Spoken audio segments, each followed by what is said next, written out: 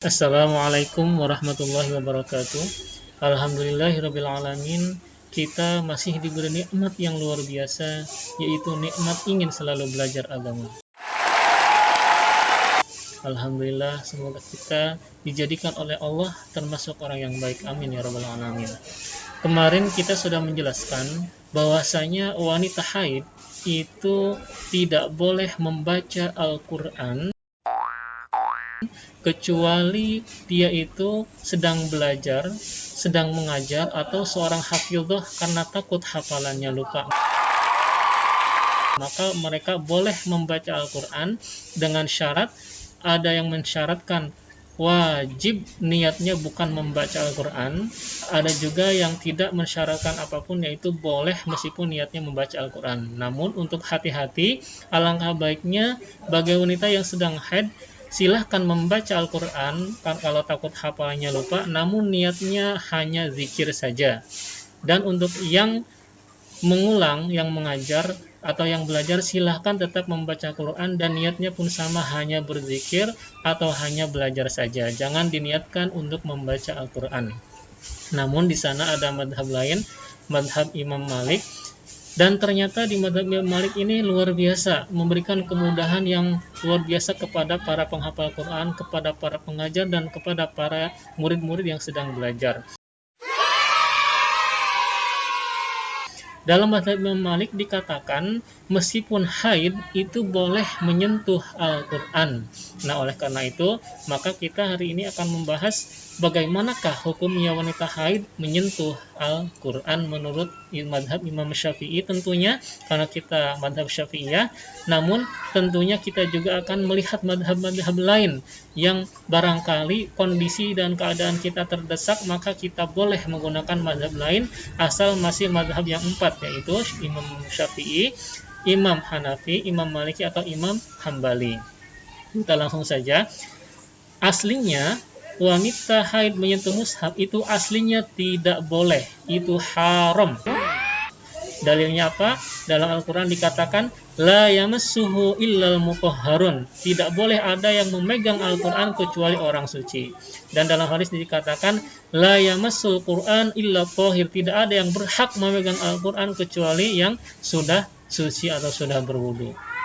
Hanya saja di sana ada banyak pertanyaan. Bagaimana kalau dalam kondisi sedang kegiatan belajar mengajar?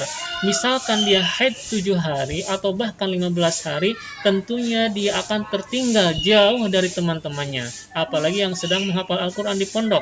Misalkan haidnya 15 hari, yang harusnya dia bisa hafal dalam jangka 3 tahun, karena dikurangi setiap bulan setengah bulan, 15 hari, maka bisa dibayangkan berarti menghafalnya nambah menjadi 6 tahun. Oleh karena itu, mari kita lihat pendapat-pendapat lain yang membolehkan, namun tidak keluar dari pendapat 4 madhab. Di dalam kitab Al-Mawsu' al-Fiqhiyah dikatakan di sini, yajuzu 'indal jumhur fuqaha lil muhdits massa kutubut tafsir. Jadi menurut jumhur fuqaha, bagi orang yang berhadas boleh memegang kitab-kitab tafsir wa in kana fi ayat minal Quran, meskipun kitab tafsir tentunya banyak sekali ayat-ayat Al-Quran. Boleh memegangnya, boleh membawanya, dan boleh mutolaah, boleh mempelajarinya. Wa in kana junuban, meskipun sedang junub. Oleh karena itu orang yang haid tentunya lebih berhak lagi untuk boleh memegang kitab tafsir. Jadi ternyata di sini adalah solusinya. Yang pertama, bagi orang yang sedang haid memang tidak boleh memegang Al-Quran, hanya saja mereka boleh memegang kitab tafsir. Jadi silakan bagi yang sedang belajar Al-Quran, para guru atau para murid atau para hafizah, silakan murojaah Al-Quran dengan niat bukan membaca tapi zikir, dan boleh memegang kitab tafsir bila takut bacaannya salah. Yang pertama, solusinya adalah menggunakan kitab tafsir. Yang kedua juga di sini dikatakan wasyara Syafi'i, Imam Syafi'i berkata bi annal jawaz, bahwasanya boleh, masrutun itu boleh itu ada syaratnya. Syaratnya apa? Bahwasanya kitab tafsir tersebut memang harus lebih banyak tulisan tafsirnya daripada ayat-ayat Al-Quran. Jadi syaratnya Imam Syafi'i menambahkan ada syarat. Jadi kitab tafsirnya itu memang tulisan tafsirnya lebih banyak daripada Qur'annya. Jadi gitu ya. Nah, terus kemudian sekarang muncul pertanyaan, gimana kalau menggunakan Quran terjemah? Nah, kalau Quran terjemah tentunya kita samakan dengan kitab tafsir. Kenapa?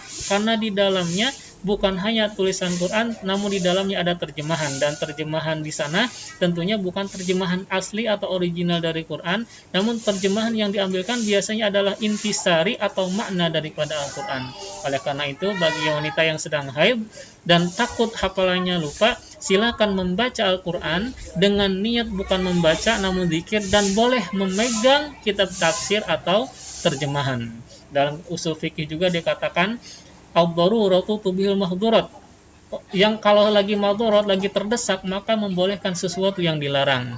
Juga al-khuruj minal khilaf mustahabun, di sini apa maknanya? Imam Syafi'i, Imam Hambali, Imam Hanafi memang melarang orang yang sedang haid membawa atau memegang Al-Qur'an. Namun Imam Malik membolehkan. Nah, kita akhirnya kita ambil jalan tengah. Jalan tengahnya apa? Ya tadi, jalan tengahnya itu kita boleh memegang kitab tafsir atau Quran terjemahan. Jadi itu saja untuk hari ini, semoga bermanfaat. Insya Allah kita akan bertemu lagi di permasalahan-permasalahan fikih lainnya. Wassalamualaikum warahmatullahi wabarakatuh.